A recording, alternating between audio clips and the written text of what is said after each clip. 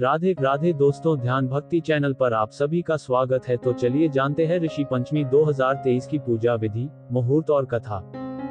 भाद्रपद शुक्ल पंचमी को ऋषि पंचमी के नाम से जाना जाता है और यह आमतौर पर हरतालिका तीज के 2 दिन बाद और गणेश चतुर्थी के 1 दिन बाद मनाई जाती है। वर्तमान में ऋषि पंचमी का दिन अंग्रेजी कैलेंडर के अनुसार अगस्त या सितंबर में पड़ता है।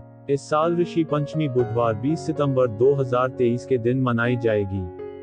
ऋषि पंचमी तिथि प्रारंभ 19 सितंबर 2023 को दोपहर 1:43 बजे। ऋषि पंचमी तिथि समाप्त 20 सितंबर 2023 को दोपहर 2:16 बजे। ऋषि पंचमी पूजा मुहूर्त 11:01 पूर्वाह से 1:28 अपराह्न। अवधि 2 घंटे 27 मिनट। ऋषि पंचमी व्रत विधि। प्रातः उठकर अगर संभव हो तो नदी पर जाकर स्नान करें, अन्यथा घर में ही नहाने के पानी में गंगाजल मिलाकर स्नान कर स्वच्छ वस्त्र पहने।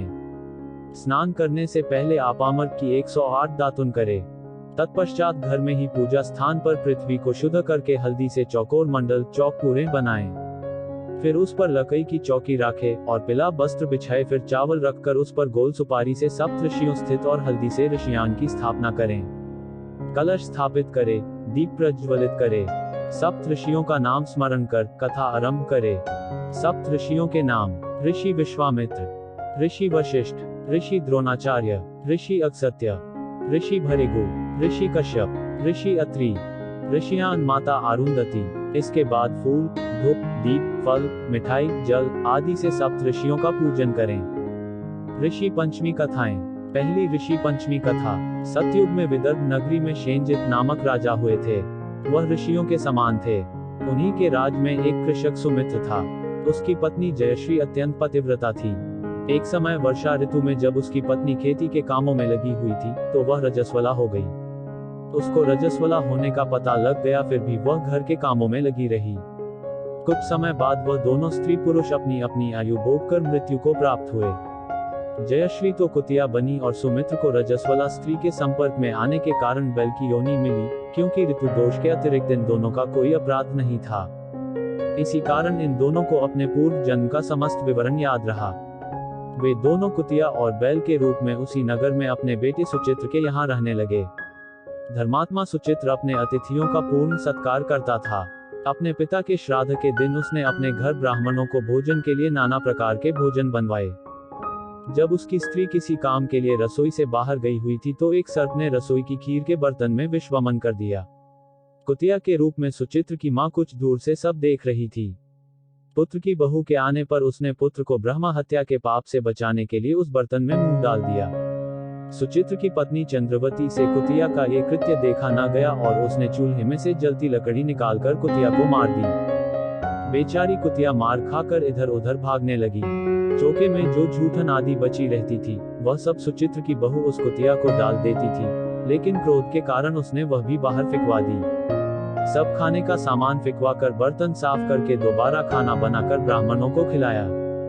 रात्रि के समय भूख से व्याकुल होकर वह कुतिया बैल के रूप में रह रहे अपने पूर्व पति के पास आकर बोली, हे स्वामी, आज तो मैं भूख से मरी जा रही हूँ। वैसे तो मेरा पुत्र मुझे रोज खाने को देता था, लेकिन आज मुझे कुछ नहीं मिला।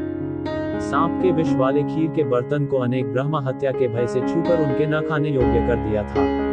इसी कारण उसकी बहू ने मुझे मारा और खाने को कुछ भी नहीं दिया। तब वह बैल बोला, हे भद्रे, तेरे पापों के कारण तो मैं भी इस योनि में आ पड़ा हूँ और आज बोझा ढोते ढोते मेरी कमर टूट गई है। आज मैं भी खेत में दिन भर हल में जुता रहा। मेरे पुत्र ने आज मुझे भी भोजन नहीं दिया और मुझे मारा भी बहुत। मुझे इस प्रकार कष्ट देकर उसने इस श्राद्ध को निष्फल कर दिया। अपने माता पिता की इन बातों को सुचित्र सुन रहा था। उसने उसी समय दोनों को भरपेट भोजन कराया और फिर उनके दुख से दुखी होकर वन की ओर चला गया। वन में जाकर ऋषियों से पूछा कि मेरे माता पिता किन कर्मों के कारण इन नीची योनियों को प्राप्त हुए हैं और अब किस प्रकार से इनको छुटकारा मिल सकता है। तब सर्वोत्तमा ऋषि बोले, तुम इनकी मुक्ति के लिए पत्नी सहित ऋषि पंचमी का व्रत धारण करो तथा उसका फल अपने माता पिता को दो।